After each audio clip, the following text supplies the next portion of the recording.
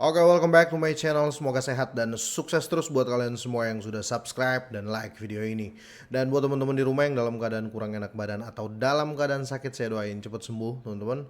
Biar kita bisa trading dan trading bareng lagi tentunya. Oke, kita langsung saja teman-teman ya. Ada beberapa topik kali ini ya, per hari ini di Crypto in Media. Buat teman-teman semua yang mau baca berita silahkan kunjungi ya, link ada di deskripsi ya. Ada beberapa topik terkait Shiba Inu, XRP dan Cardano dan Bitcoin juga ya. Tapi untuk di video per kali ini ya, saya mau ambil berita dari Bitcoin ya. Ada dua berita ya, harga Bitcoin 180.000 dan di era Satoshi Bitcoin bangkit atau investor-investor besar Bitcoin bangkit ya. Apa yang terjadi ini teman-teman ya, kita akan bahas.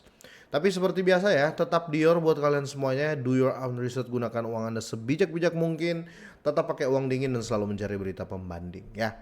Oke, kita langsung saja ya. Seperti biasa saya mau update market dulu ya. Untuk per video ini saya buat Bitcoin masih di situ-situ harganya, Ethereum juga yang signifikan di sini belum ada teman-teman ya. Ya bolehlah Lofi ya naik hampir 6% ya, Pau jungkir 14% teman-teman ya. Mana lagi nih yang sangat-sangat signifikan, rata-rata harga recover semua teman-teman ya, kalaupun hijau ya. Bryce jungkir terus teman-teman, tapi untuk per video ini saya buat harganya naik 0,09%. Mana lagi ya, Shiba koreksi cukup dalam teman-teman ya, hampir 2% ya. Sekali lagi Dior buat kalian semuanya. Oke, kita langsung saja ya ke berita pertama ya. Diangkat dari Crypto in Media ya. Jadi ada Bitcoin Well di era Satoshi ya, bangkit setelah bertahun-tahun. Apakah akan dijual atau seperti apa, kita akan bahas kali ini. Biar lebih jelas kita langsung angkat saya teman-teman ya. Jadi alamat Bitcoin tidak aktif yang berisi 1005 Bitcoin ya. Ini setara dengan 29,7 juta dolar ya. Telah diaktifkan setelah hampir 13 tahun tidak aktif teman-teman ya, menurut tweet dari Well Alert ya. Dan kebangkitan dompet Bitcoin era Satoshi ini telah menimbulkan spekulasi dan keingintahuan dari komunitas kripto teman-teman, karena alamat di era awal ini, alamat di era awal jaringan ini yang sebagian besar tidak tersentuh selama bertahun-tahun, bahkan belasan tahun loh teman-teman. Dan identitas sebenarnya dari pembuat nama samaran tetap menjadi salah satu misteri terbesar di industri ini sejak terakhir kali mereka menghubungi pengembang Bitcoin dan kemudian menghilang pada tahun 2010 ya. Ini ya sekitar ya 13 tahunan, mau masuk tahun ke-14 ini teman-teman ya. Mengingat aktivitas alamat Bitcoin tahap awal baru-baru ini masih bisa diperdebatkan apakah ini terkait dengan Satoshi, tetapi para ahli tetap skeptis ya, mengingat banyaknya pengadopsi dan pengembang awal yang terlibat dalam pembuatan Bitcoin. Sangat tidak mungkin alamat yang dibangun milik pencinta legendaris ya. Dan di sini teman-teman ya, kita bisa sedikit berpersepsi ya. Memang ya, Satoshi Kusama itu waktu Bitcoin di-create ya, dia membawa sekitar 1 juta ya, sekitar 1 juta Bitcoin dia bawa. Makanya yang ditakutkan investor besar adalah ketika Satoshi kembali dan menjual ya, kira-kira seperti itu.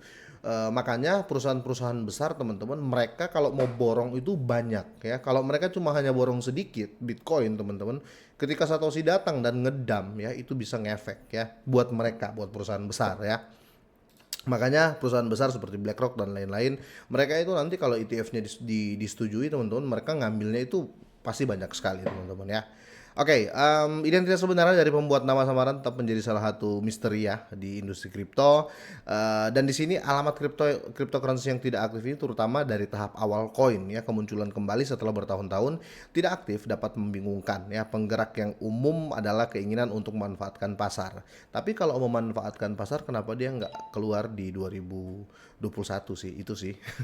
Namun karena Bitcoin masih jauh dari level tertinggi sepanjang masa atau masih jauh dari ATH 2021, hal itu tampaknya tidak menjadi pendorong utama ya pergerakan tersebut ya. Ataupun ya, kalau seandainya dia bangun sekarang, bisa jadi ya masih masih baru ketemu mungkin ya key walletnya ya, ataupun baru ketemu passwordnya ya, yang tempat dia simpan, kira-kira gitu. Dan pengadopsi awal di sini teman-teman dapat mengambil kunci pribadi mereka atau key mereka yang hilang sebelumnya, atau mengingat arsip yang sudah lama terlupakan tuh kan. Bisa jadi ya seperti apa namanya, CTO-nya Indodax ya, saya lupa namanya.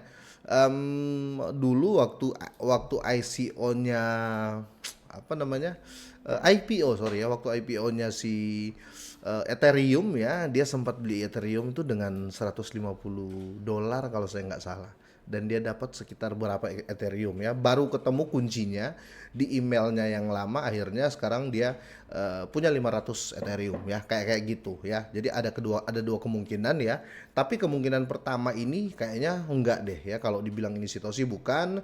Kalau dibilang dia baru temukan kuncinya ya atau passwordnya ya, itu mungkin ya. Jadi ada dua, tapi saya berpihak yang kedua teman-teman. Nah, ini semua teman-teman tidak mematahkan prediksi ya, tidak mematahkan prediksi, walaupun ada well baru, ada investor-investor lama yang tiba-tiba muncul saat ini tidak mematahkan prediksi dari Fundstrat ya, karena dari Fundstrat ini dia memprediksi 180.000 harga Bitcoin pada tahun 2024 ya. Tentunya pas halving. Dalam catatan baru-baru ini ya, kepada investor ya, Fundstrat ya, Fund Strategi ini, dia memperkirakan potensi kenaikan harga Bitcoin menjadi $180.000 menjelang acara pemotongan hadiah blok berikutnya atau nanti halving di tahun 2024. Perusahaan jasa keuangan dia menyarankan bahwa prediksi kenaikan harga ini adalah 521% dari level saat ini. Jadi kalau 521% hampir 6 kali lipat kenaikan ya, kira-kira gitu. Dan di sini permintaan utama ya didorong oleh persetujuan awal ETF Bitcoin. Jadi prediksinya bisa dibilang masuk akal untuk ke harga $180.000 teman-teman, karena dia pakai alasan ETF Bitcoin. Dan kalau begitu ya semua sama sih teman-teman ya. Saya juga prediksi bakal tinggi kalau ETF Bitcoin spot ya disetujui oleh SEC, karena yang mengajukan ya besar-besar ya, Fidelity, BlackRock ya, dan masih banyak lagi, bahkan sampai si ARK Invest. Dan di sini Sam Farrell namanya ya, kepala strategi dari aset digital Fundstrat, dia menjelaskan dalam sebuah catatan kepada investor bahwa saldo sekarang bernilai $25 juta dalam bonus penambangan harian Bitcoin, dan jumlah setara dalam permintaan harian dapat mengalami ayunan besar dengan warna hijau yang telah lama ditunggu ya. Ringan untuk dana yang diperdagangkan di bursa Bitcoin ETF ya, karena sekali lagi ya, kalau ini disetujui teman-teman ya, semua perusahaan besar yang mengajukan Bitcoin ETF, mereka harus punya liquidity ya, mereka harus beli duluan ya, dan kira-kira seperti itu teman-teman ya.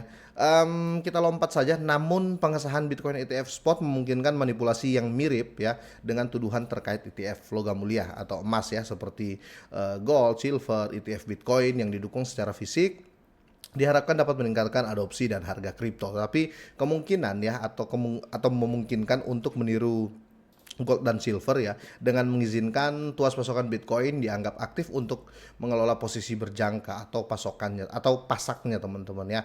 Saat harga naik terlalu cepat, pasokan Bitcoin imajiner ini bisa ditolak untuk menurunkan harga global teman-teman. Dan untuk sementara, Fund Strategi memprediksi harga Bitcoin akan melonjak ke wilayah 6 digit ya. Meskipun prediksi berani ini belum terwujud pada Mei 2021, David Grieder, Direktur Strategi Aset Digital di perusahaan ini, dengan yakin menegaskan bahwa target harga Bitcoin mereka sebesar 100.000% ya, tetap tidak berubah. Dia juga membayangkan Ethereum ya akan mencapai sampai $10.000, mencerminkan landscape kripto yang lebih luas ya. Pandangan Grieder selama 2 tahun sebelumnya memprediksikan bahwa seluruh ekonomi kripto ya sedang melaju ya, dan tonggak sejarah $5 triliun yang mengejutkan. Kita tunggu untuk volume dan valuasi market kripto seperti itu ya untuk menjemput harga $180.000.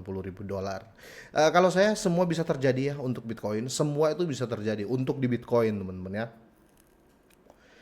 Karena sekali lagi ya, pasokan beredar ya, limited ya, tidak ada yang ngatur ya. Kalau lain kan masih ada yang mengatur ya. Kira-kira seperti itu. Menurut kalian gimana? Boleh deh drop komen. Semoga ini bermanfaat. Semoga sehat dan sukses terus buat kalian semuanya.